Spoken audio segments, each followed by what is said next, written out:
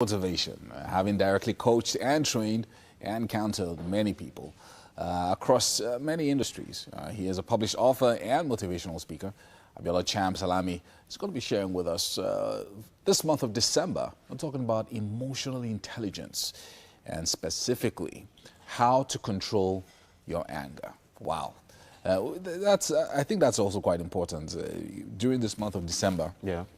Many things can make you angry for one reason or the other. But talk to us about why emotional intelligence is very important, whether in business or in life. Okay, so the prerequisite for leadership, many people want to be leaders. And whether we're talking about political leadership or business leadership, there are a number of people out there who are seeking to become successful entrepreneurs. There are other people who are working already and they want to grow through the ranks to become a senior executive in their organization.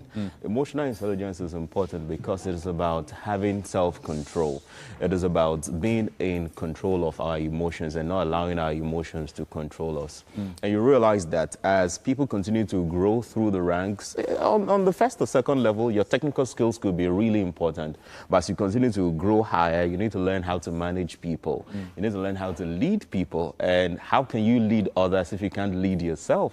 The place of leading yourself is the place of emotional intelligence, that's self-control. So to really truly have self-control, it's important to have emotional intelligence. And what's emotional intelligence? So that it's not just sounding like we're throwing some technical word expression out there. It is your ability as an individual to know yourself, to manage yourself, and then to know other people and manage them. So if you can understand yourself, which is a place of self-awareness, and because of what you know about you, you manage yourself effectively, and then you understand people, and based on what you know about them, you manage them effectively. That's the sum total of emotional intelligence. Very important. I feel like this is something that more people need to know, especially people aspiring to be leaders, like you said. But anger is one of the things that I know leaders have to face. And sometimes it comes from the place of frustration. So you want your people to do certain things in a certain way, but it seems like they keep making the same mistakes. And then, you know, typically, especially in Nigeria, the response is, you know, if you want to get people to get something done, is to shout. I've heard of bosses who are abusive towards their subordinate and all of that. So it's reflecting what they desire through anger, or projecting it through anger, so that they can get people to do what you want them to do. So, but what are the alternatives? Okay, so somebody said that pressure brings out the real you.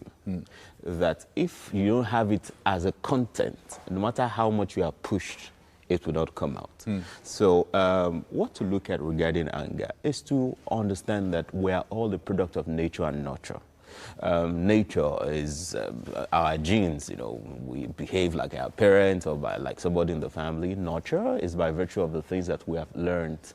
And what we have seen in psychology, this is not about my opinion, but about the research and a lot of work out there, body of work out there. In elementary biology, they taught us irritability, which is whenever there is stimulus, there is always response.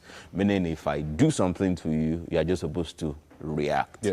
In psychology, we learned that because we are not animals, because we're not animals, we have something that other species don't have, which is the place of our will, that between stimulus and response, we have the power to choose what we do. Meaning that if I slap you right now, what most people will say immediately, what you should do back without thinking is just respond. And but the place of self-control and emotional intelligence is that you can choose what exactly to do. And the example I cited now, especially in the workplace where people, where there are policies against violence, if I slap you now, it is an assault. It is when I slap you and you respond to me, that is when there is a fight. So if I slap you now and you have the power to control your emotions, it is seen as an assault. The person at fault in that conversation is me, not you.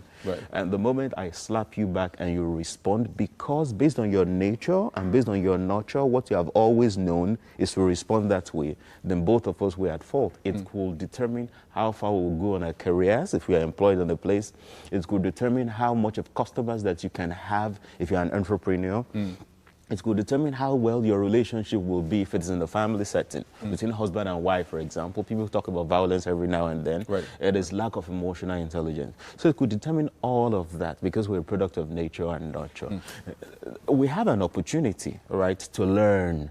Have an opportunity to unlearn what we've always known and to learn new things. So let's talk about situations, because again, I like that you use the example of,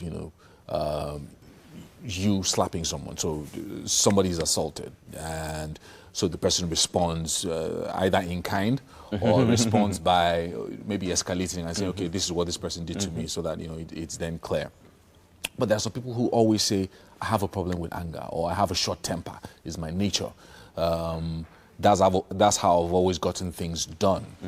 But in what you then discover with such people is that they've left a trail of people who are hurt by them.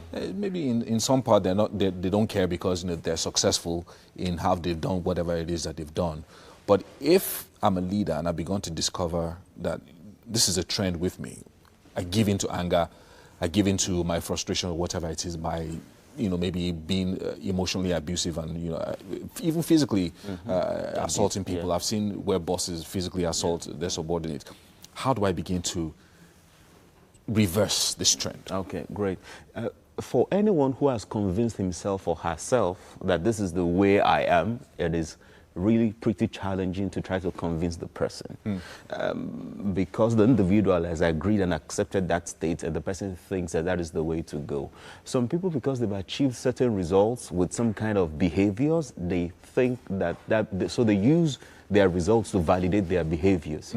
Whereas you can achieve great success, achieve a lot of profit while you're carrying people along without bruising anybody along the way. So for anyone who is really truly open about change, about improvement, what can happen? First is seek help. Seek a coach, seek a therapist, somebody that can help you with anger management. But some of the tips that I can share, on this show, for example, one is you want to observe what are those things, what are the traffic lights, what are those things that tick you off, what is that thing that turns you off, what are those things, is this something somebody says, is it a particular behavior that you observe from someone, that gets you into that state? So that's the place of self-awareness. You want to find out what is that thing that pushes you to anger. When you discover what that thing that pushes you to anger, when it is happening, you want to keep your mouth shut. You want to keep quiet when that thing is happening.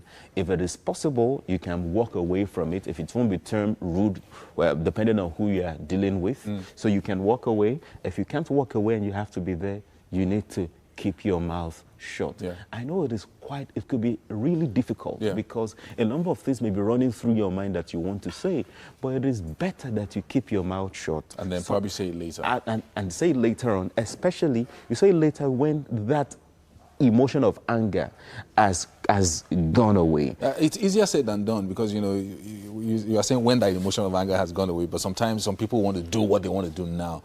But I'm not sure we can finish this conversation today. I'm hoping that we can go into another dimension on it because I wanted to talk about practical steps, things that people can then do. Okay, the triggers and all of that. But I'm sure that we'll probably come back to that next week. Thank you so much, Abiola Champ, for joining us this morning. Now, to reward you, want to calm you down for the rest of the day. Okay. You know how it is, Lagos, traffic, all of that. We're going to be taking you to the kitchen now. I hope you can join us. Chef Debbie has done something special.